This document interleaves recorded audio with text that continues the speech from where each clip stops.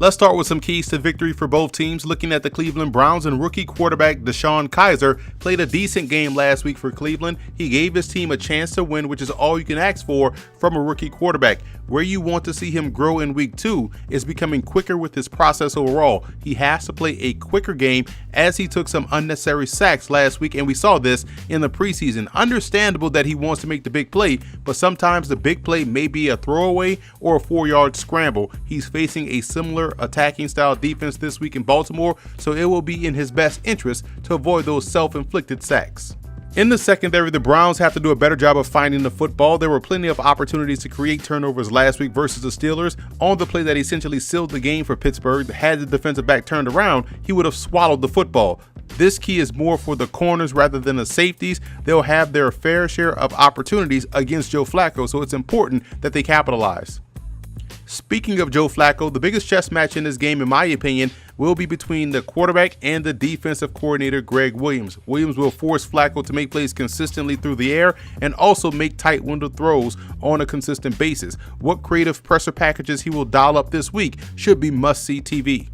Football is a game of matchups, and moving over to the Baltimore Ravens, the biggest matchup defensively for me is between inside linebacker C.J. Mosley and quarterback DeShone Kizer. The Ravens have one of the smartest defenses in the NFL, and Mosley is quite possibly the smartest linebacker in the league. He does a fantastic job of getting guys in position to make plays, and also he makes his own plays on both ends of defense. The games he can play with a rookie quarterback could aid in Baltimore forcing some early bad decisions from Kizer. The Ravens can expect to see a ton of pressure coming from Greg Williams, and that will put a lot of strain on the passing game. That's why it's important, or is going to be critical, for the Ravens receiving corps to be able to beat press and work themselves open quickly. The offense will be without their safety valve in the backfield and Danny Woodhead, so a lot will be asked of Jeremy Maclin, Brashad Perriman, and Mike Wallace to beat the blitz and make contested catches consistently.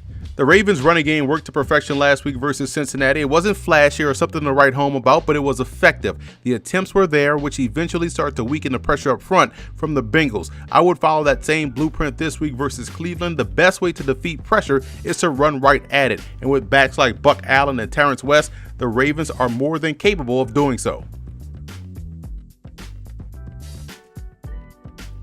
The biggest X factor in this ball game for the Cleveland Browns will be their receiving core. You're talking about guys like Kenny Britt, Corey Coleman and company, Kasen Williams. Those guys have to step up and be consistent down to down, series to series, in order for the Browns offense to have success. We saw Kenny Britt have a huge drop in that ball game. Again, like I said in the preseason, the Browns tight ends are much better or much more stable right now than opposed to the wide receivers. If they can step up and play consistent football, this offense can really take flight. And for the Ravens, I look at Tony Jefferson being the biggest X factor in this ball game. We talked earlier about how they have one of the smartest defenses. Well, they got one of the smartest players in free agency in Tony Jefferson. He's a move piece that you can put all around the formation, all around the defense, and find creative ways to utilize his unique skill set. He has the instincts, the ball skills, and the ability to blitz off the edge. So if he can have a big game, then Baltimore more than likely will have a victory.